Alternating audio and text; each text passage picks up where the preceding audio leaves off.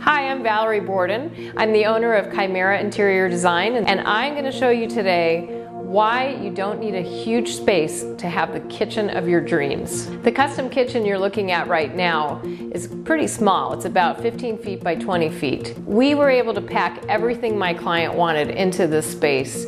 Double ovens, induction cooktop, a drawer microwave, a full fridge freezer, wine cave. What more would you need? She even has appliance garages and spice pullouts. So I'm really excited to show you around. Let's take a tour.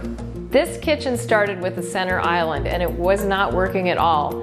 Have you ever had a party and everybody hangs out around the island? Well, that was the problem because my client is a gourmet chef and she had no space to prepare dinner for her guests. She wanted a center peninsula to separate her from her guests so she could prepare the food, still be in the same room, but not have anybody getting in her way. In order to do that, we had to completely reconfigure the kitchen.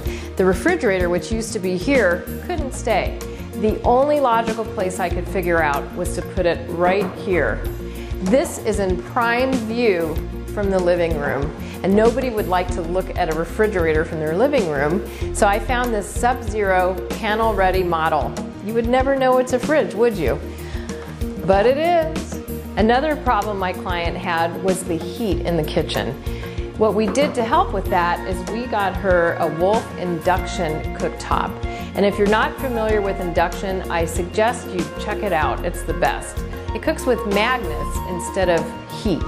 So you can put your pot onto the cooktop and the pot heats up, but not the cooktop. You can take your boiling water off, put your hand on, no heat.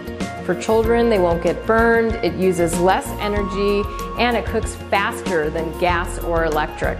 In order to preserve as much counter space as possible, we put all of the appliances underneath. This is a drawer microwave. We also have double Wolf ovens underneath the peninsula. Another thing we did to maximize the space was remove the soffit up above the cabinetry.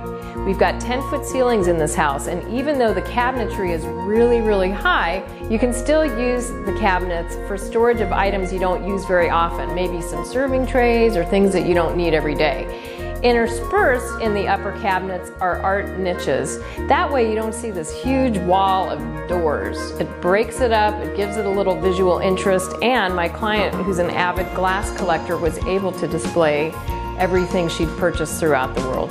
If you like a really clean, minimalist kitchen, this is the space for you.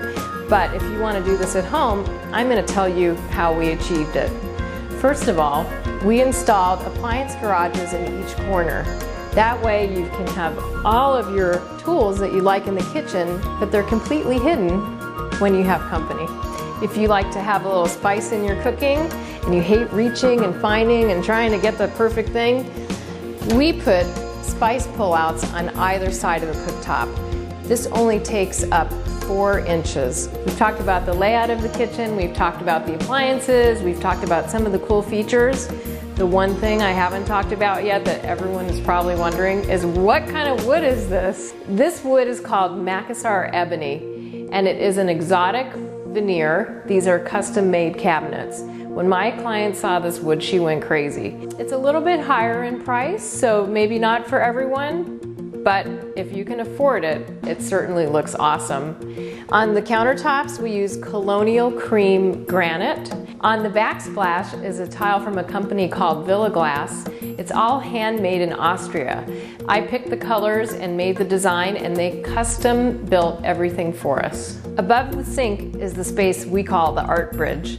Originally, this was designed to hold more of the glass collection, and my client asked me to come up with a custom tile design. Once we put the tile in, she loved it so much, she said, "That's the art, it's finished."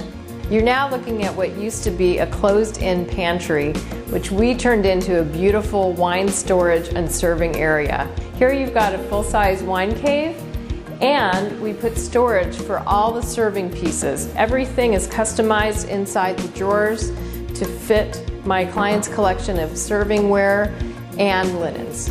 We did keep a little bit of the old kitchen. My client had these red chairs and she loved them. They were the inspiration for the colors in the kitchen. I also designed a custom macassar ebony dining table to match the rest of the kitchen to make the space complete. Thank you so much for joining me today. It was really a pleasure to be able to show this beautiful kitchen to all of you. Again, my name is Valerie Borden. My company is Chimera Interior Design. Cheers.